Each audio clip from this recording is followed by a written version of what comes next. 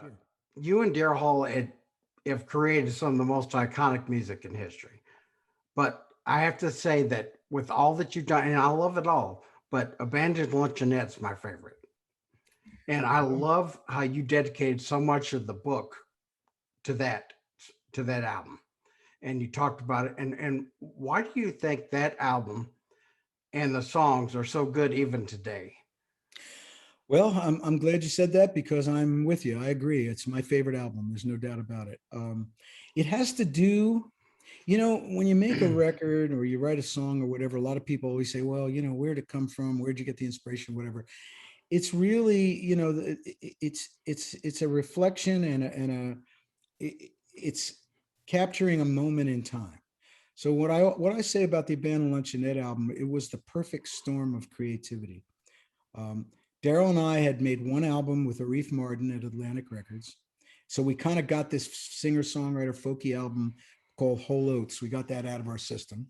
We'd gone on the road for the first time, and we realized what we needed to do energy-wise and band-wise to kind of get over live, because we were doing a very acoustic type thing, and we knew we needed to step it up a bit.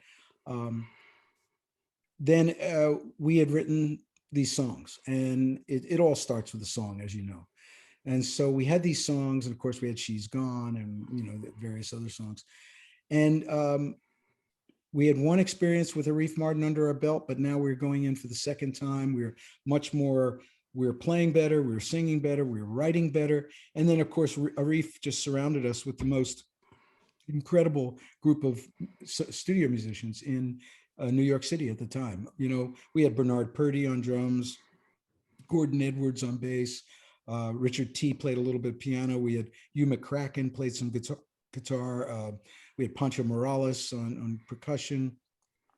Of course, Arif Mardin, the genius string arranger. And he just surrounded us with these incredible players.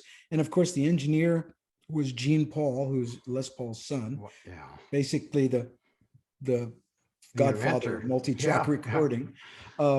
And so that's why I said it was the perfect storm of creativity. We had the songs, we had the studio, we had the players, we had the producer, we had everything, and it was all there at the same time. And that's why I think that record just is so unique and so there's just something about it that's just very, very magical and special. Now, you mentioned him, and I was going to ask you about Arif. I mean, he was such a great producer, but what was it like working with him, and what have you taken from that experience and put into your own producing?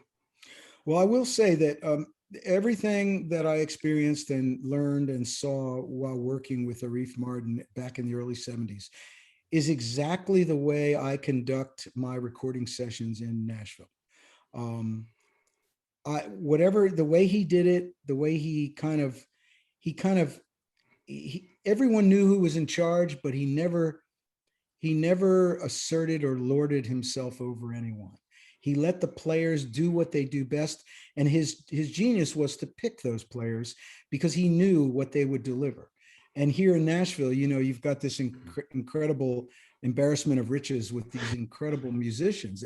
So once you get to know the town and you get to know these players and what they all do, you really, it's like, and Vince Gill told me one time, he said, being a producer in Nashville is like being a director of a movie.